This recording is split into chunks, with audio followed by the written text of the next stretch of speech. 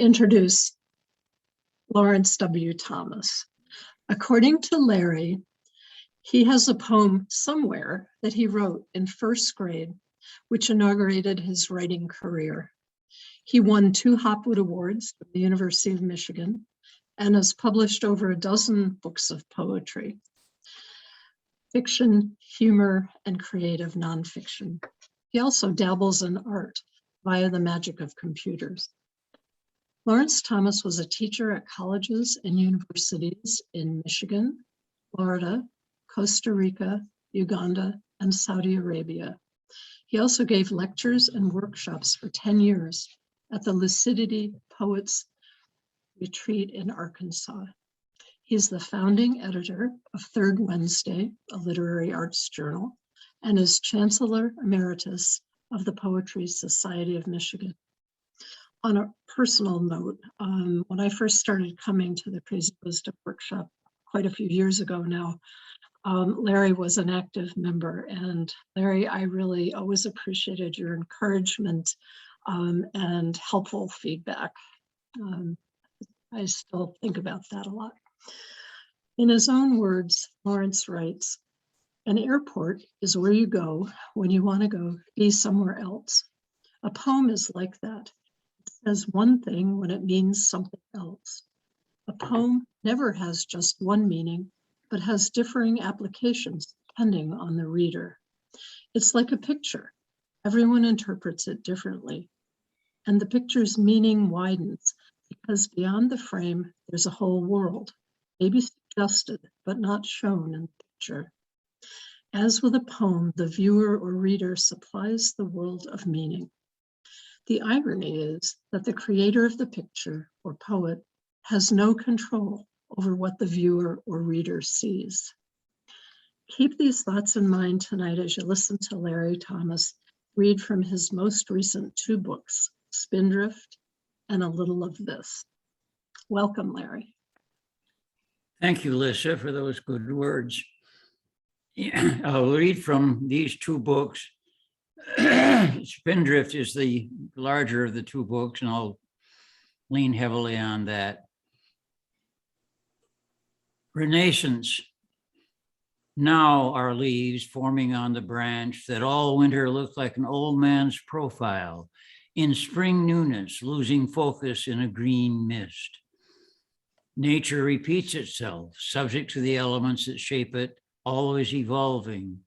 The new leaves reshape the branch. Soon, the world I knew, the ennui of bare branches traced upon a sullen sky, will burst into such green below and blue above, forcing me to rethink my life. It is as if to look outdoors and see the trees first greening. I had been here before, but am born again. The dream that fathers the idea is not born of sleep, where the past informs the dreamer, but the imagination that knows no history. What husbandry or force of nature raised the tree to its height outside my window is of no consequence. I know its origin and, like my own, can do nothing about it. I know of myself what I know of the branch, how it will adjust, growing and shedding leaves, weathering the seasons until the time to surrender its lofty position outside my living room window. I'm fond of formal poetry, and I'll read a couple of villanelles to try to prove it. Song. We grind along the gravelly path each day, thinking of tomorrow while living in the past. Go, catch the star, and keep the hounds at bay. Were things better? It's not for us to say until we meet the trials and pass the test of grinding on the gritty path each day. Things will not get better till we pay with what it takes to get a needed boost toward catching stars while keeping hounds at bay. If we look back because we've lost our way, we still won't find the answer how to best the grinding on the grueling path each day. When setbacks threaten, it's not enough to pray we'll find the easy answer. We're all blessed by falling stars while keeping hounds at bay. It's step by step and trying not to stray from that which keeps us from going and not detest the grind along the gravelly path each day to catch the star that keeps the hounds at bay. Anatomy of love. When I was young and wet behind the ears, I thought of love as something I could give, but that was long before I'd earned these scars. I offered what I had to partygoers, something I thought they'd gratefully receive, but I was young and thick behind the ears. So I set out to proffer love in bars, to make a gratis offer of my love.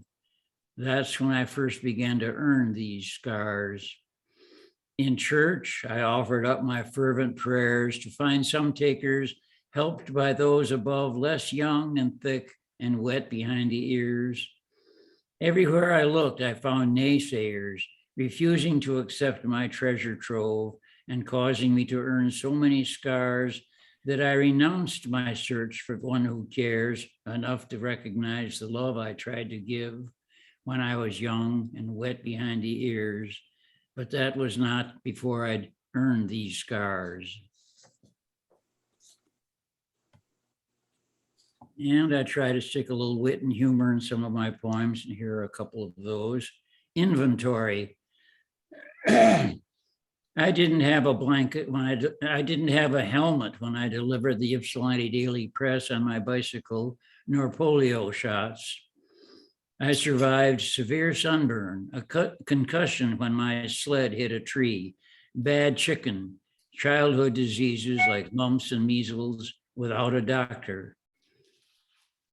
I made it through wars, was shot at in Uganda, waylaid by ladrones in Costa Rica, driven at 150 kph across the Arabian desert, endured Hurricane Dana on Merritt Island, drove the length of Africa and Central America without a doctor.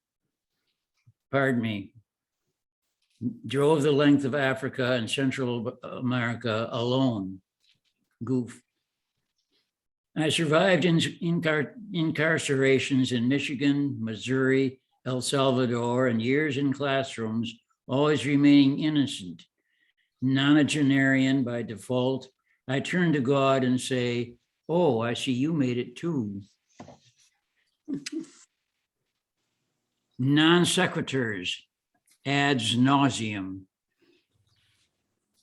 I am reassured that nothing absurd can come from ads on television that improve my own unsure condition, let alone that of others in the same position.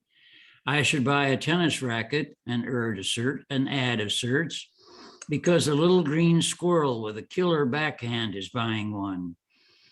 In another of those convincing adverts, Phil Mickelson has arthritis, so I should have some too. And an x-ray showing Secretariat's heart twice as large as a regular horse's means that I should buy an Audi. Wouldn't that be grand? So much attention is paid to what I should buy and what I should do with it when I get it, that my conclusion is that I should just forget it.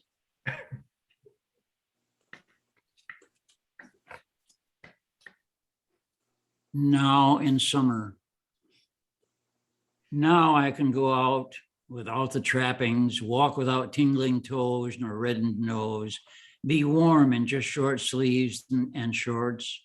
Now I can walk in the yard, admire gardens on sunny days, find the fun of a run to the corner store and back before lunch.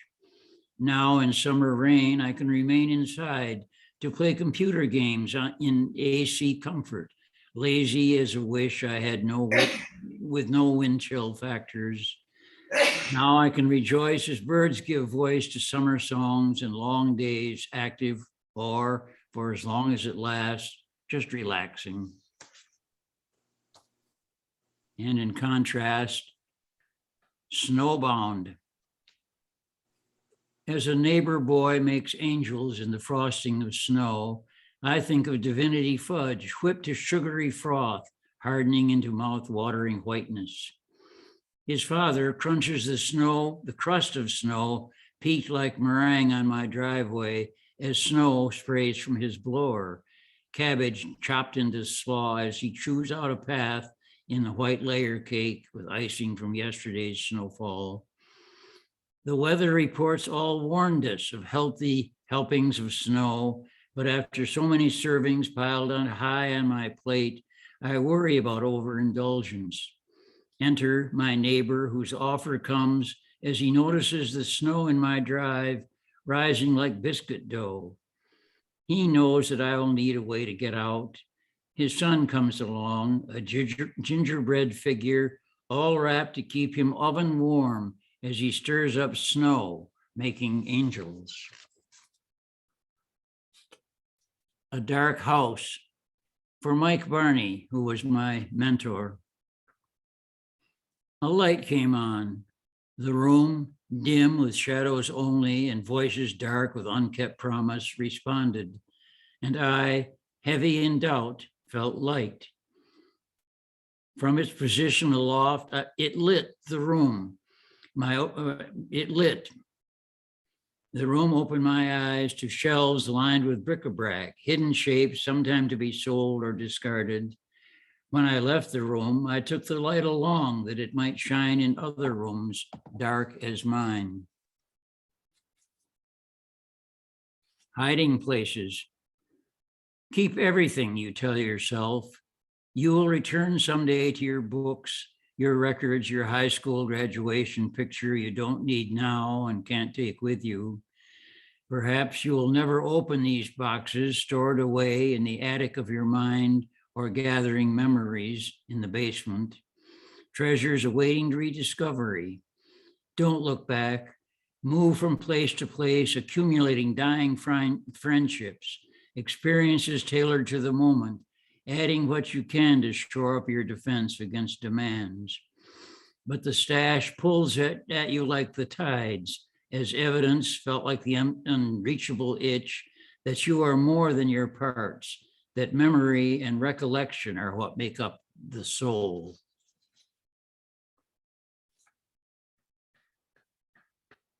What can never touch me. Things we can't explain become religion.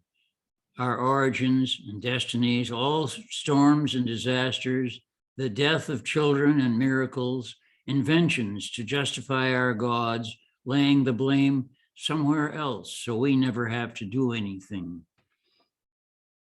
I called upon my soul one day, but of course nobody was home. Deities ultimately devolve to what is good in our own eyes, sorting out beauty, an arbitrary decision that El Greco is better than Watteau, Philip Glass than Puccini. Strictures notwithstanding, we compare horses to oranges. The fruit of the tree of knowledge of good and evil makes a very good Waldorf salad. My job to deal when devils dance, undoing what can never touch me, a biblical monopoly on truth, the burning of the flag. No sensation without sense makes me deaf to the constant drumming on my door. Pleas for memory, for money, and teary causes which already have their answers.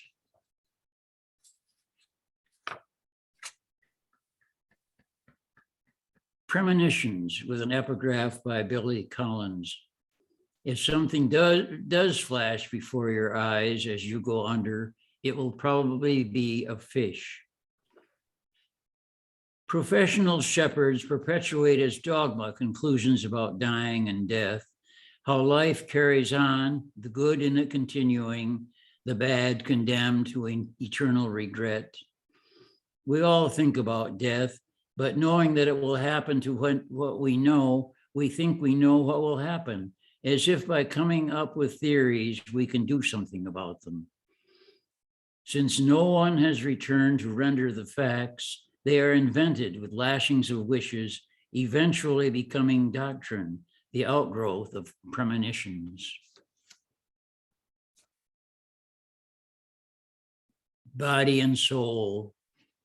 They looked for a man who would cry for them on national television, cry for the lost body of his son, after the flood, after the others had been rescued or found in the debris.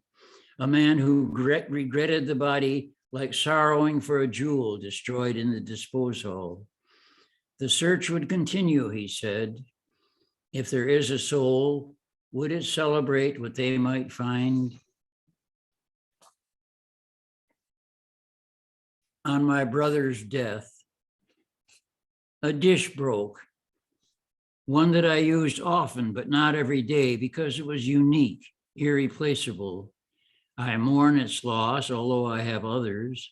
This one reminds me of eating with family, times I cherish just sitting and talking over a good meal.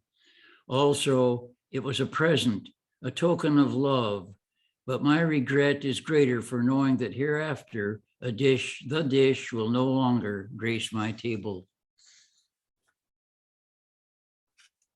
Dropping off. Here's how you get to sleep. You close your eyes and conjure up images, thinking of money or how to get it, if that is important, or the love of someone you need, how to win out or disregard the prize almost within your reach. And if the images begin to pile up like non sequiturs at a nude beach, when wind at your window becomes applause, or imagined conquests are warm in your grasp and move through impossible scenarios to conclusions you could never have dreamed of, you are probably already there. Silly. I am dying.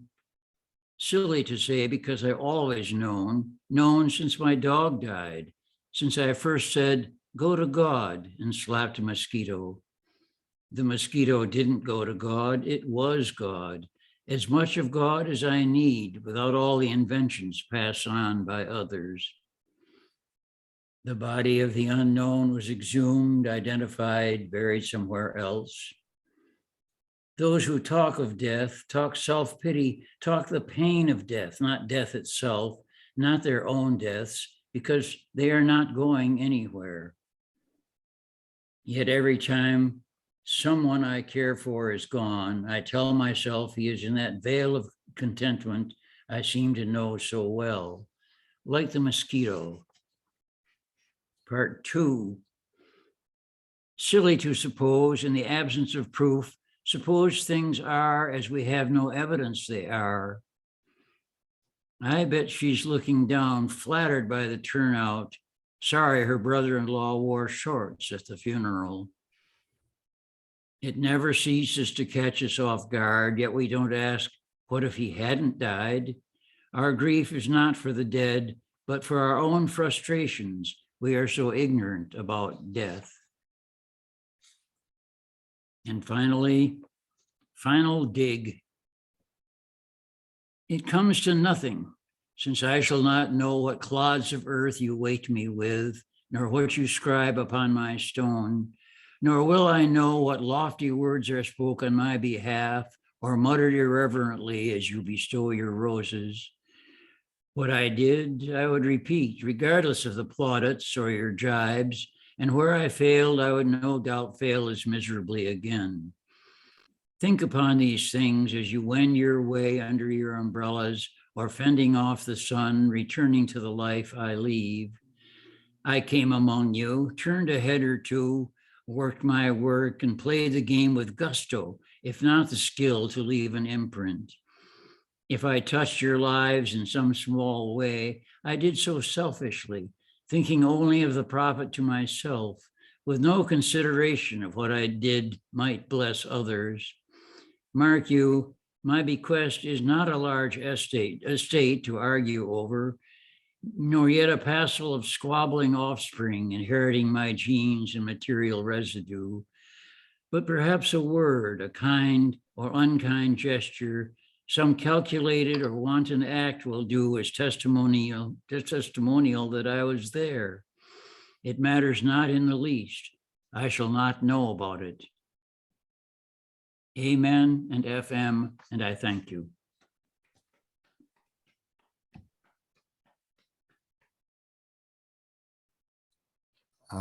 Yes, Larry, so you've read some very powerful poetry. There's time for you to read one or two more if you wish. I didn't bring anything with me. I'm not at home. I'm up at the Oh, Pine okay. River in northern Michigan. Okay, all right, that's just fine. Okay, we appreciate what you've given us for enjoyment and inspiration. Wonderful, wonderful. Yes. Do you have anything to say, David? Nothing more, just Okay. thank let's- you, Larry. Wonderful as always. And Thank Ed you. Warren is now going to introduce our next reader. Yes, thank you. Ed Werstein has read at the Crazy Wisdom bookstore before, about 3 or 4 years ago, and we really enjoyed his work, his reading. He has been a union organizer. We have something in common in that both of us were seminarians for the Catholic priesthood in different seminaries. We learned of this only after we'd known each other quite a while as poets. He's from Milwaukee, Wisconsin, and he's the regional vice president of the Wisconsin Fellowship of Poets. He's a sustaining member of the Blue Collar Review. His poems have appeared in over 50 different journals and anthologies. In 2018, he received the Council of Wisconsin Writers Lorine Niedecker Award. His first book of poems, which was published by Kelsey Press in 2018, is called A Tar Pit to Die In. It has a very humorous cover here with that black sheep among the others. And I enjoyed reading it very much. Since then, he's published a new book called Communique, Poems from the Headlines. This was published just a few months ago by Water's Edge Press. And he says afterward that he thanks especially the Hartford Avenue poets because they gave him a great deal of encouragement, and that many of his poems were greatly improved through our workshop meetings. I had the impression that they even did perhaps special prompts or sessions on headline or poetry from the news, because that's what this book is about.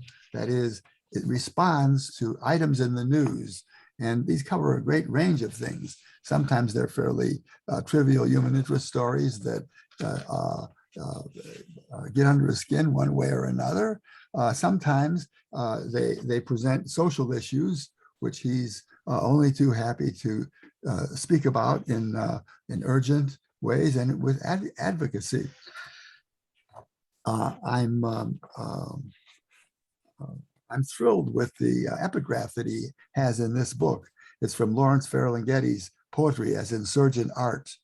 Ferlinghetti says, "If you would be a poet, write living newspapers. Be a reporter from outer space, filing dispatches to some supreme managing editor who believes in full disclosure and has a low tolerance for bullshits." So let's see, I think just have to hear Ed. Go ahead. Thank you, Ed, for those kind words. Can everybody hear me okay? First of all, Lawrence, a wonderful reading. I really enjoyed it, and I enjoyed the way some of our poems are going to interconnect, which, I mean, I see it. Maybe you will too, I don't know.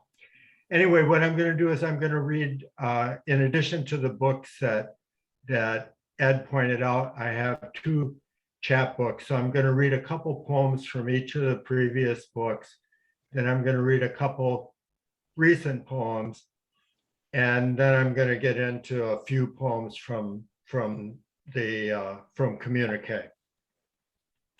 So this first poem is from a book called Who Are We Then?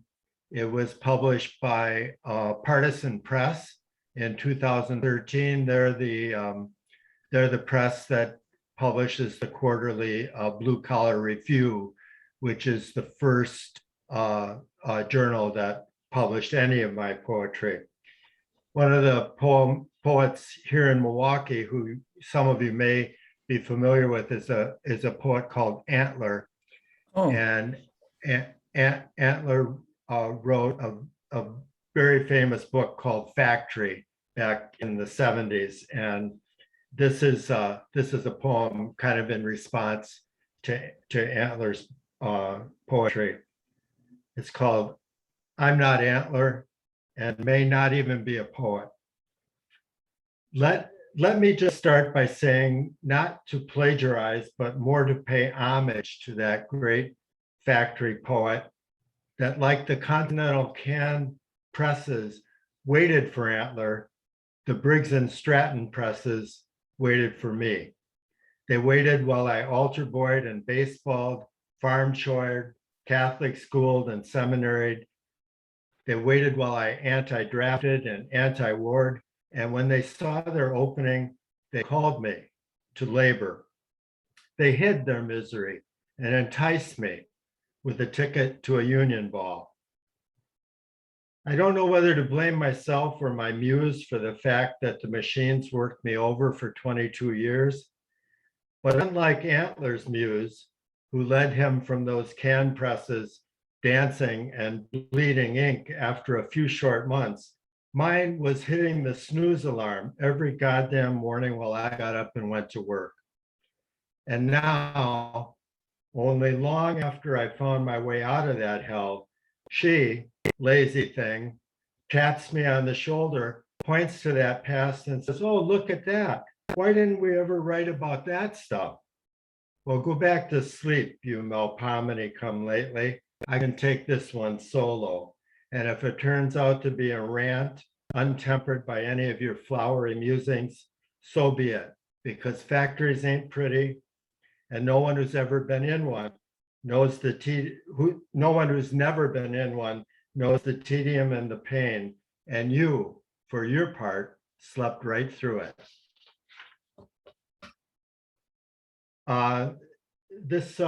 This next one is from the book I pointed out, Tar Pit to Die In.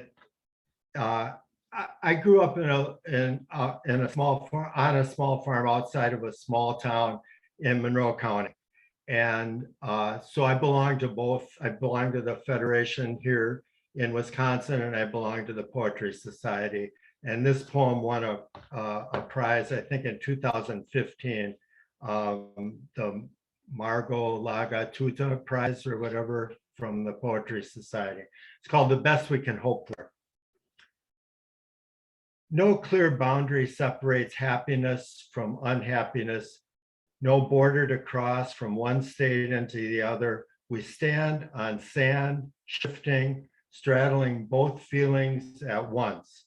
Elation and despair are opposites on either side of some equilibrium that we can't define.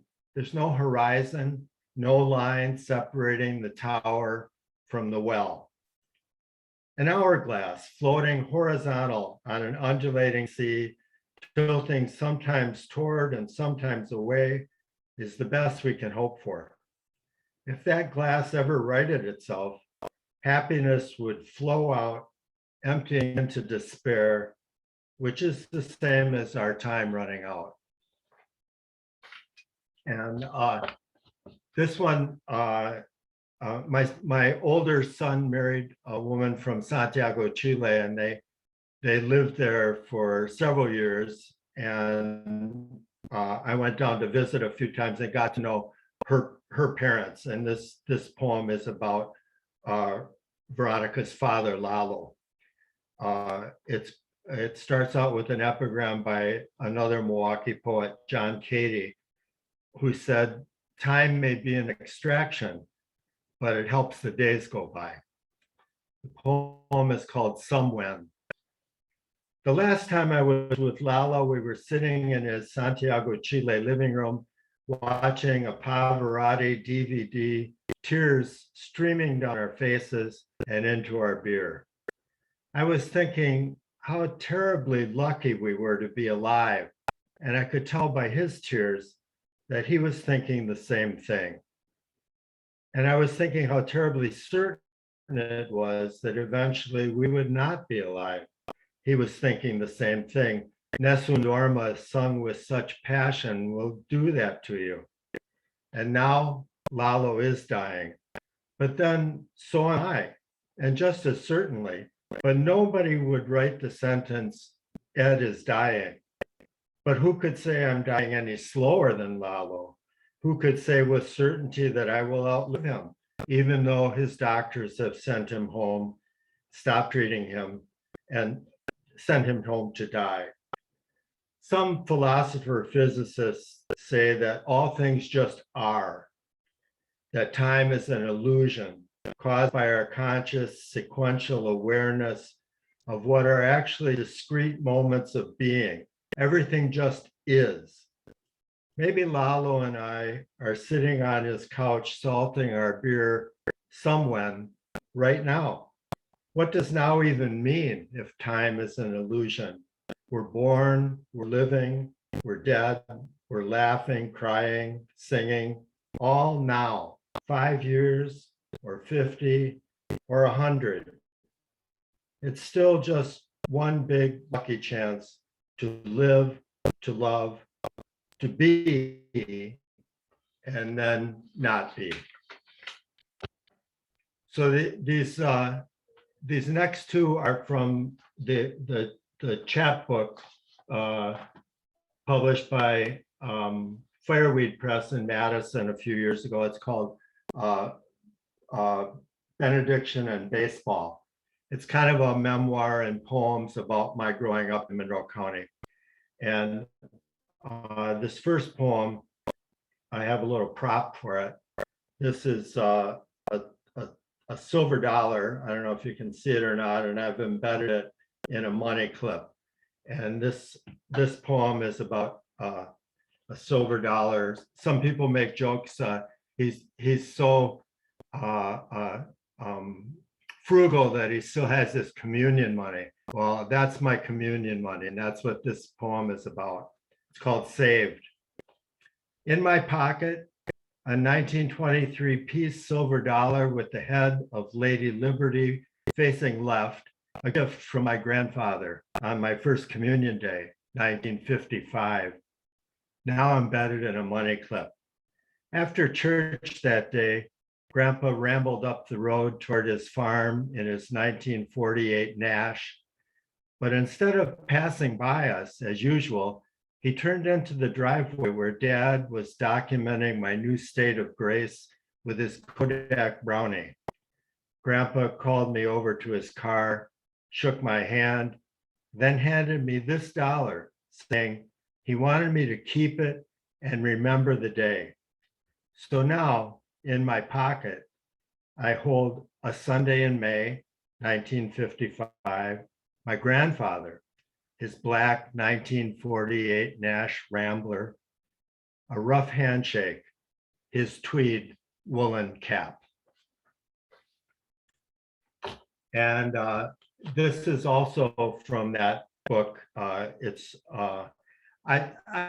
try to inject a little humor into my poems from time to time also. And this I wrote for my brother growing up. We had a little farm, and this is called Supply and Demand. How could we have known those many years ago that we were sitting on a treasure, each with our hoe in our hand, hobros, straddling those bean rows in the hot sun, uprooting burdock. I saw it in the Whole Foods store today, burdock root, $1.99 a pound, $1.99 a pound for weeds, burdock, that dreadful water wasting bane of soybeans and farm boys. I can't stand it. I just got used to paying for thistle seed to feed the birds.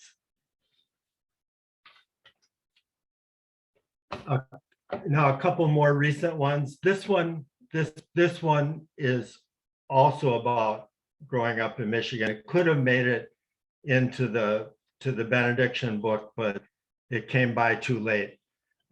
I saw an interview with a New England poet named Ruth Stone years ago, and somebody asked her about her writing practice. And she said, I just sit on the front porch and wait for him to come by and hope I can catch him. So this is called Sense as Memory. I can see her in the sound of the word doily. Mom's mom, hand on her crochet hook, her wire-rimmed spectacles perched on the bridge of her nose, and my other grandmother, tall Maggie, stooping, gnarly hands on a tin of molasses cookies to offer one to me. My grandpa at the kitchen table, trying to parse out the little English he could read in the story that she's interrupted to feed me. Maggie, then what happened? A little whiff of boiled cabbage has put me back in her kitchen. Or my mom brought back to me when I hear the Andrews Sisters or the Glenn Miller Orchestra, or how I imagine my dad riding that Farmall H tractor parked in that abandoned farmyard. The way my fingers on your skin bring back the eagerness of my youth.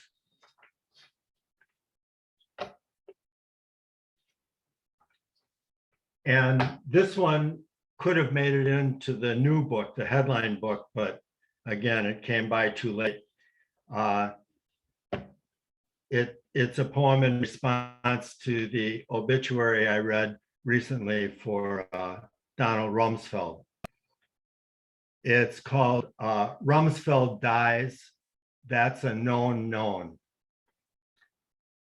I know he knew what he was saying, even though no one else did, except his bosses in the White House, the Pentagon, and those defense contractors. Known knowns, known unknowns, unknown knowns, and unknown unknowns. I thought only poets had the license to slaughter language like that. He was the epitome of lackeydom, masking the puppeteers. All those knowns and unknowns revealing a truth. We were being lied to. So now I'm gonna read a book. I'll read a few from the new book, Communique, as Ed said. Some people say I write political poetry. I happen to think all poetry is political, but some of these you'll see the politics in, and others I'm just rambling. Anyway, this is the front piece poem, and the book is laid out kind of like a newspaper because there are poems written to the headlines. So there's a news, national news, weather, sports. There's even an obituary section. Anyway, this is the front poem. It's from a headline from the PolitiFact website. Facts are under assault in 2020. It's called Facts and Anti-Facts. It also starts with an epigram by the novelist John Williams. The world is not a poem. Not a poem in the way a sunset is a poem, or a sunrise, or even in the way a violent thunderstorm can invade you, like Yeats's The Second Coming. No, the world lately is more like a surreal documentary. No room for poetry, the news as science fiction, full of facts and anti-facts. And it's difficult to tell which is which. But if you smash them together, they both disappear. This one is from a section called the National News. The headlines from The Guardian, May 8th, 2018. Headline was 8 out of 10 women have felt unable to cope in the past year. It's called Coping Strategies. So I'm wondering, who are the other two? What's their secret? I'd like to learn some of their coping strategies because frankly, I'm not coping too well myself. Do they live on a deserted island? Did they invest in one of those sensory deprivation tanks? Did one of them shoot Harvey Weinstein? Set fire to a Trump tower? Was there alcohol involved? If there was any alcohol involved, I want to hear about it.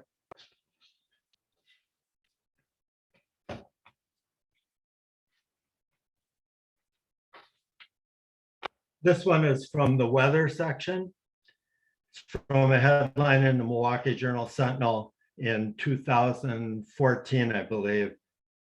Fog forces the cancellation of the Milwaukee Air Show. I live near the lake, and every summer they have this air show, and there's sonic booms, and cats are diving under the bed, and dogs are howling, and it's a nightmare. Anyway, this is called If Only. If only it were so easy to stop a real bombing raid.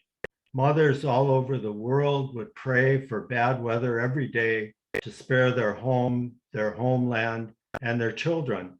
But here on Milwaukee's lakefront, the spectacle is rescheduled for tomorrow. This roaring assault on my eardrums and sensibilities is nothing compared to the price paid by others for the live ammo show, rain or shine.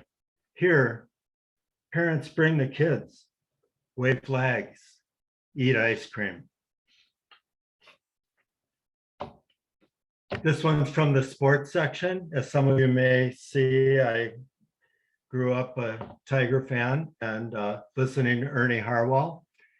And this is a poem that was published in a journal called Spitball, the Journal of Baseball Literature.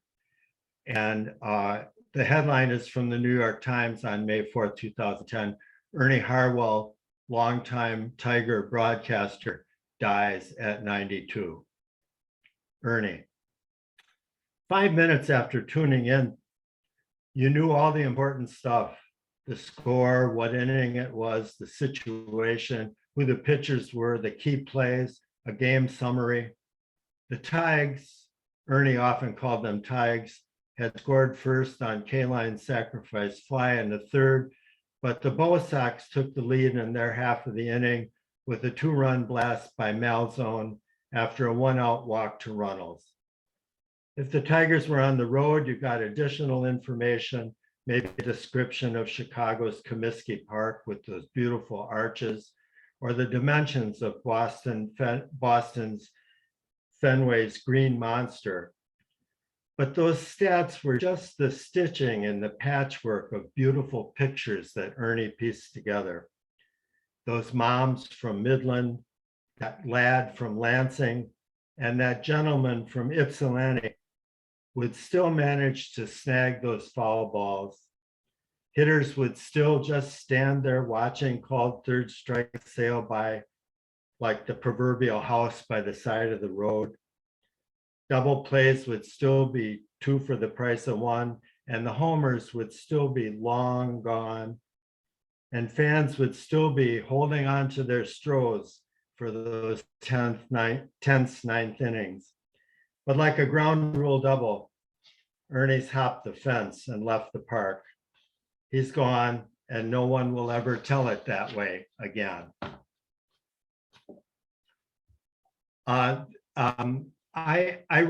Occasionally I write a few formal poems. The Villanelle, as Laurence read a couple of Villanelles, is the one I've had the most success with. And I combined one with a little humor on a headline a few years ago. This is from the business section.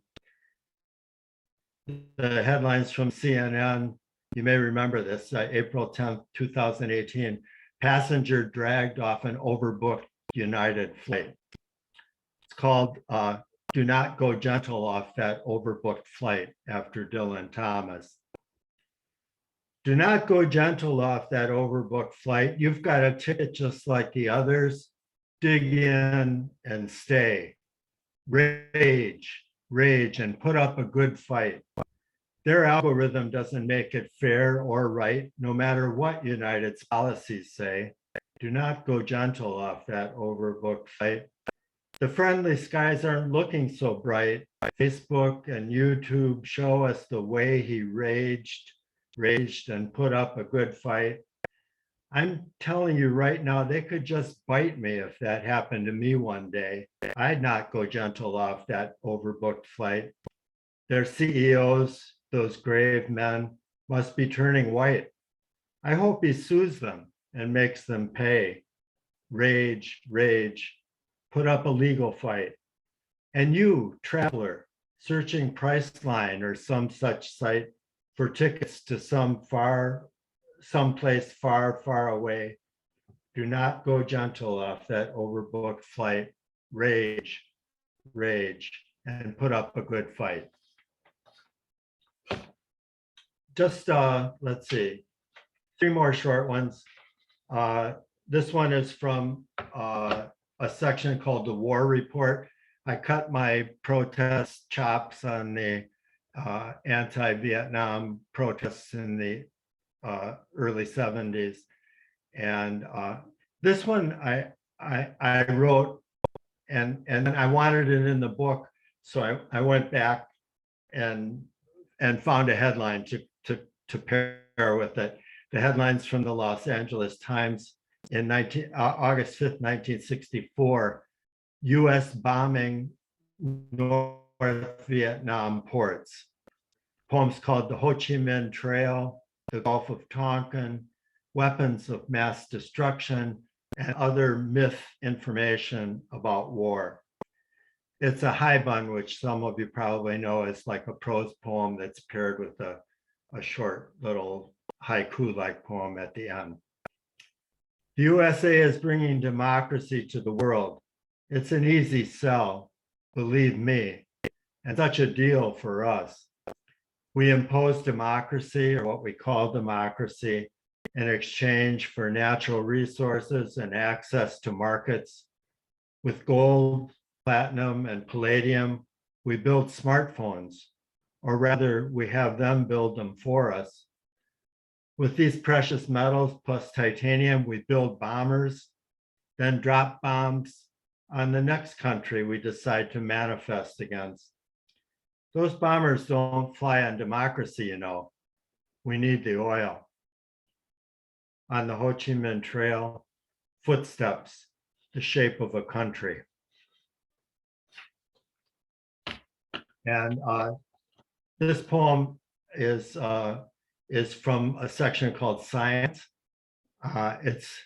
It's from, oddly enough, a headline from The Onion, July 3rd, 2013.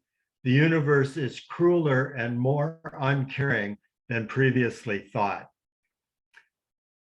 I'm a fan of Richard Brautigan's poetry, and Richard Brautigan wrote a lot of very short, humorous poems. One of them was called the Amelia Earhart Pancake.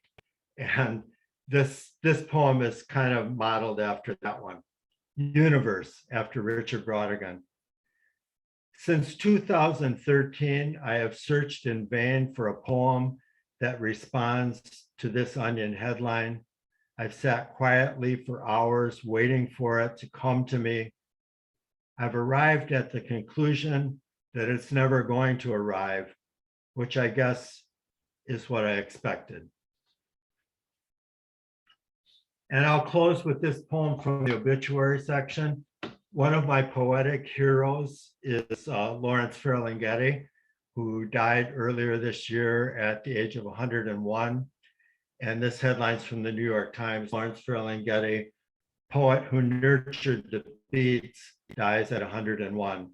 I tried to incorporate some of the phrases I enjoyed from the Ferlinghetti poems into this poem. It's called The Smiling Mortician is Foiled. After nearly 102 years, you finally got tired of waiting for the American eagle to drop those arrows from its talons and join the Parliament of Birds in their search for a rebirth of wonder. After nearly 102 years of waiting for a disarmed eagle, with its wings clipped to address an avian summit, confess and repent, you gave up, you stopped for death and waited patiently while it caught up with you panting. Then, just as that smiling mortician was catching its breath, just as it raised its scythe for the harvest, I saw Elijah's fiery winged chariot swoop down with the gulls, swing low and gather you, the last of our great prophets, and carry you away, blazing and still breathing. Thank you.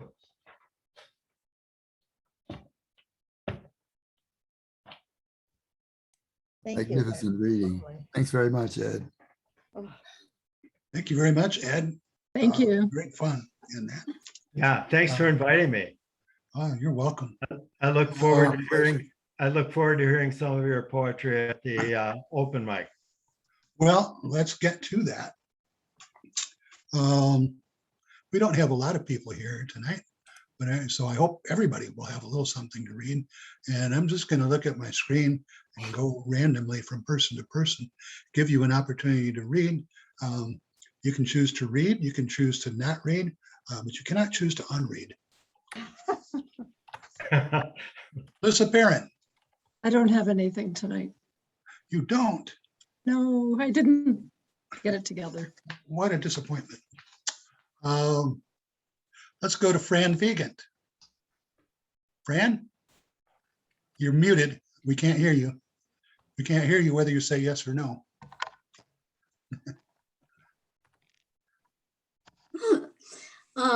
I don't have anything to read either.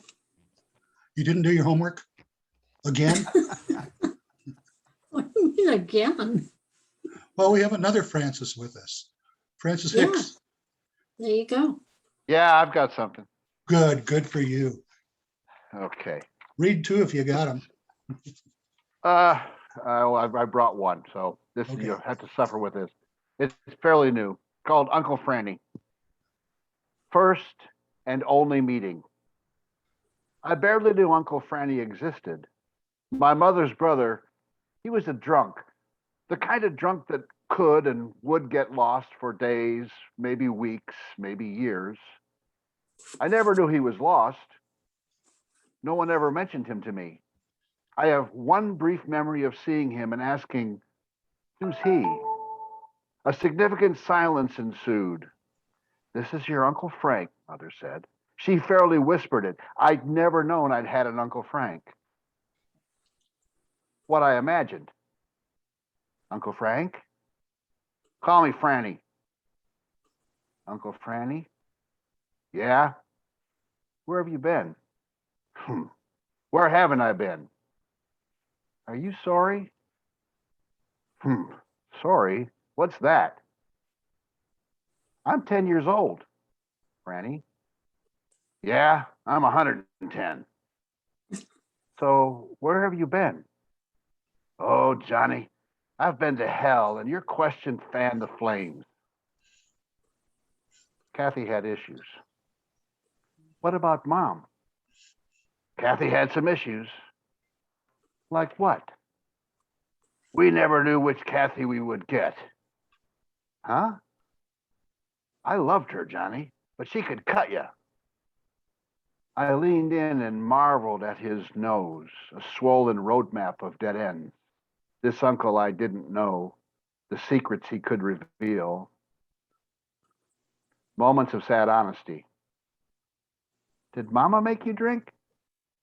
No, I just liked it, the way it made me feel." "How did it feel?" "Like all was well, like this too might pass, like I loved the world and the world loved me." "But Franny, does it?" "That, little Johnny, is up to you." Another lesson. "Franny, does anything matter?" "That's a question I asked 40 years ago." "What did you decide?" "I never got an answer, and I'm tired of the question." "I think things matter." "Like what, Johnny?" "Like you being my uncle,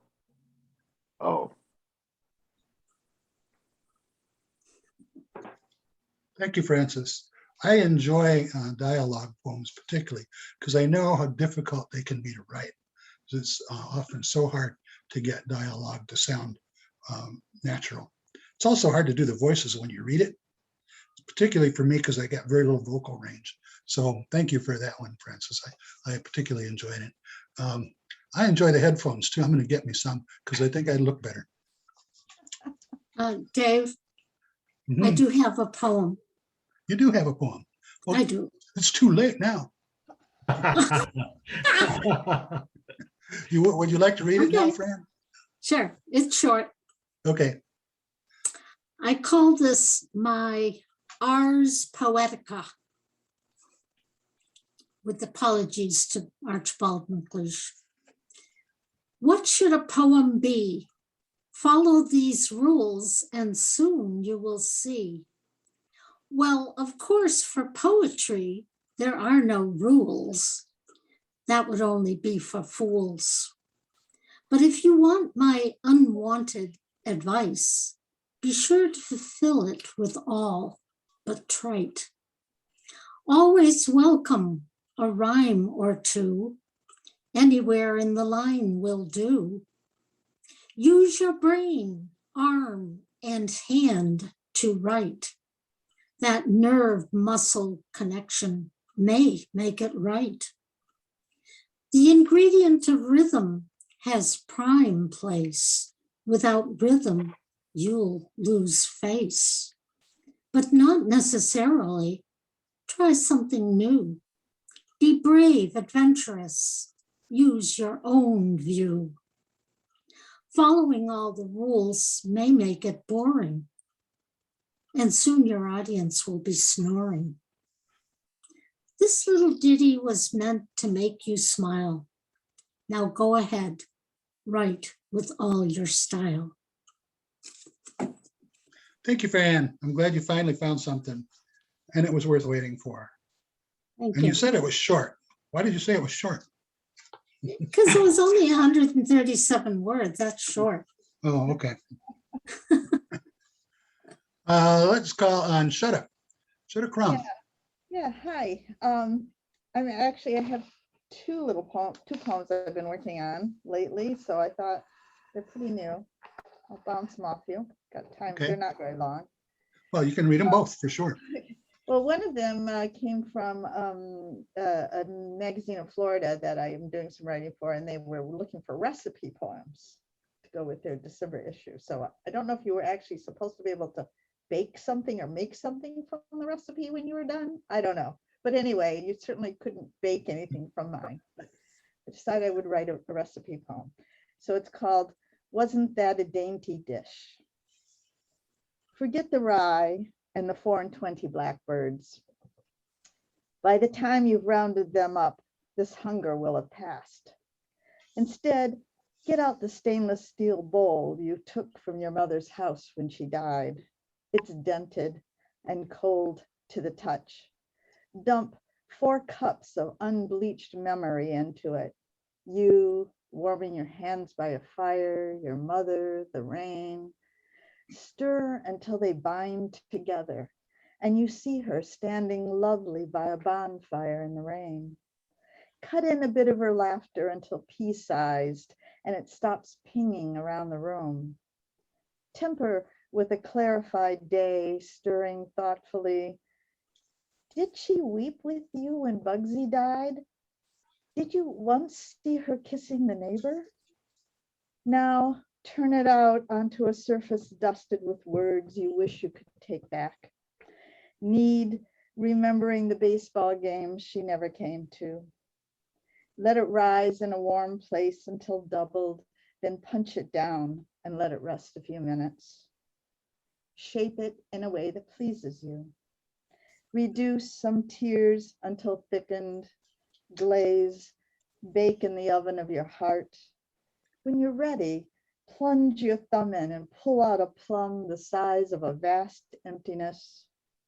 Consume, accompanied by a good Zinfandel, one with a complex bouquet and undertones of regret. Thank you. That's my pretty new poem, recipe poem. So I don't know if they'll print it, but we'll see. Who knows? And then this is one that just came from a little bit shorter. It came from a prompt in another group I'm in. And the prompt was, the poem is titled is supposed to be "I'm Not All Here Today." So I'm not all here today. Of course not. I enter the milky mouths of children. I issue from the wheezes of elders, soak into the stomata of trees, melt snow from the noses of elk. As I stare into the dusk writing, I take in air from Denali and let it fill me. Then sighing, part of me hurries forth to swirl about the summit of Everest, to sculpt the singing dunes in the Gobi, to bubble up from bayous. What I inhale was once the air of an early earth, drawn in and pushed out through eons. What I exhale takes me with it. There's no such thing as being here now. I am everywhere, flirting with hydrogen, carbon, nitrogen. I always have, from the first tiny bubble of lung hanging from that first fragile bone. I always will. That's why I'm not here today. That, and I'm taking a nap, just breathing in a hammock stretched between God's fingers. That's it. Thank you, Sharon. Thank you very much. Next, I think we'll call on Rainey. You have to unmute, dear. Yep. There you go. There we go. I'm glad you could Okay. join us. Yeah, thank you. And I'm sorry I was in and out. There was, you know, everything just seems to jumble over itself. And I've got a friend whose granddaughter was just diagnosed with COVID. So hoping it's so far symptom-free. So random good wishes and prayers are appreciated. We'll Just- keep our fingers crossed. Yeah.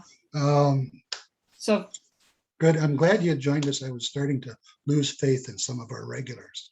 And then you showed up. It was a Yep. nice surprise. Thank you. What have you got? Okay, well, I've got a couple. Got another one in the foxes, and Okay. then one that was just sort of amusing on family a bit. So we'll go Alright. with foxes first. Okay, foxes.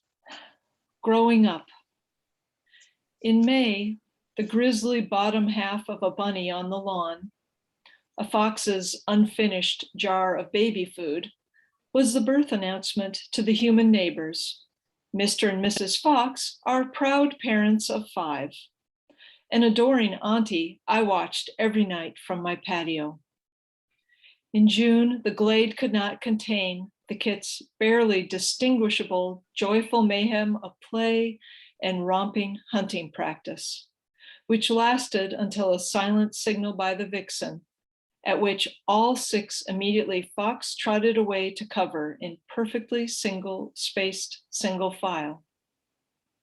Now one graduate processes at the very edge of the Lee with its diploma, a dead bunny dangling and bouncing in tragic contrast to the precision of the fox's glass smooth gait and proud profile, silently disappearing into the cover. As my evenings become more empty and silent, gratitude takes hold of my disappointment at less play, more hunting trophies, and rare sightings. Your parents have raised you well. Thank you, Rainey. Yeah, and then this one, I've got one more. Go ahead. Laura? Yeah. Okay, this Yep. one is a short one. It's called Shock of Hair. Like 2 emperors sans clothes, the one with jet black hair claimed brown. The other with deep chocolate claimed black. In compass spinning puzzlement, I stared back at the certitude of their switched hues, a universal fiat by this brotherhood of 2. Now the dispute is lost as we, siblings 3, sport silver white tops. Thank you. I regret having not called on Peggy earlier, not knowing that she had to leave to attend another reading. She did send us a note. Sorry I had to leave. Did another reading tonight. Very Friday-ish Wednesday. Not sure what that means. Thank you for a good hour of poetry. And she also sent a message to Francis. Nice job with the voices. Ed Morin, what have you got? You have to unmute. I did. Thank Okay. you. Yeah, I have a poem that I wrote just this month. The people at the workshop heard a little bit of it. I did finish it.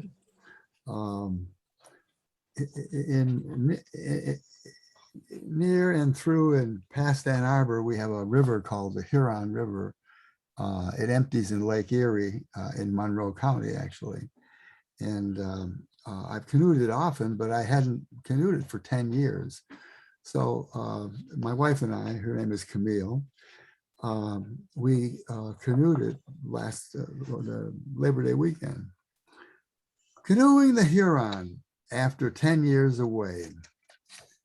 As Camille and I push off at the launch, I feel obsolete paddling a canoe because nearly everyone from our busload rides an oblong plastic bubble of a kayak or an inflated tube in cartoon colors.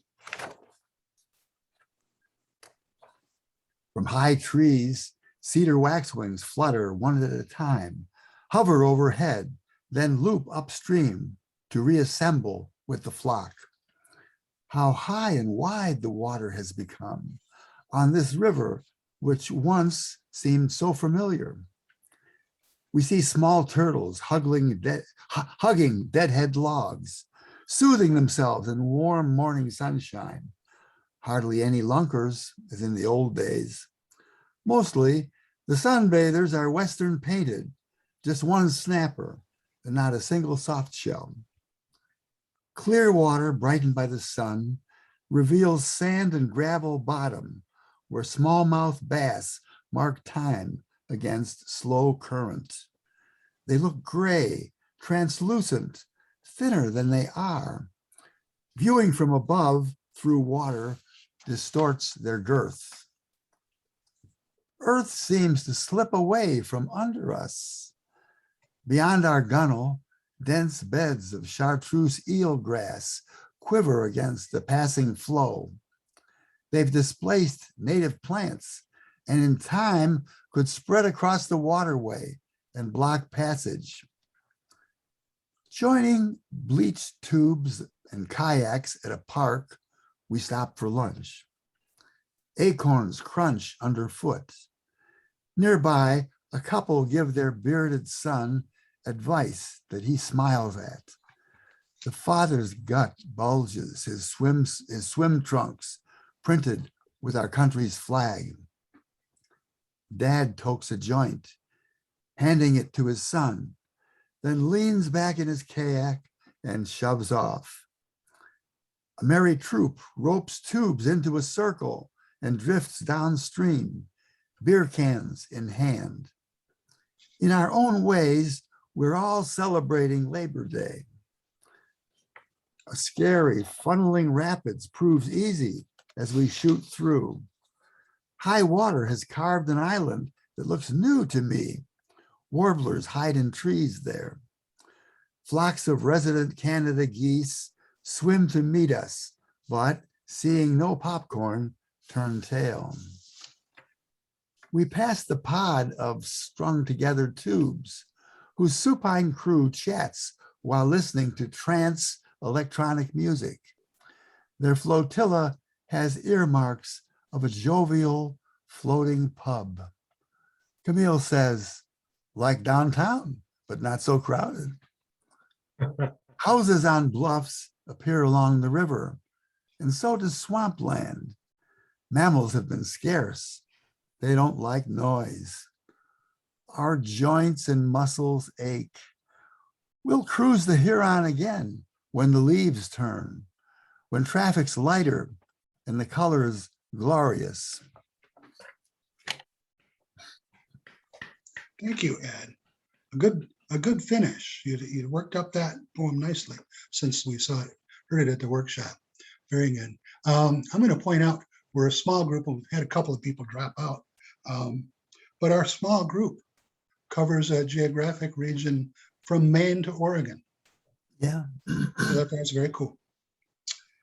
And I am going to close things out with a poem. It was a good choice for me to read tonight. Not that I knew it was a good choice, just lucky, I guess, for Ed Werstein, because this poem is also ripped from the headlines. It's called Progress Report. My arrival on Earth was unremarkable. The cover story provided by our intelligence service worked to perfection, and my identity was accepted without question. There's sufficient variation in personal appearance among the planet's human population that my own was not perceived as outside of planetary norms. The first step in our plan was accomplished quickly. I set up something called a company, which took control of printed information, then extended it to include digitally recorded media. Next was extending the tendrils of influence into all areas of commercial enterprise. Original assessments of the psychology of Earth's population were accurate. The so-called lotus eater effect will permit us to pacify the entire planet and gradually disrupt humanity's instinct for procreation. Birth rates are already in decline in the pacified, wealthier countries where we exert the most influence. All of our strategies have been set in motion and will play themselves out without further intervention. I have arranged for the building of a vehicle I can use to leave the planet's surface, and I request a rendezvous with the mothership so that I can return to the home planet for a visit with my hive while I await further assignment. Respectfully submitted for approval, Special Agent Bezos.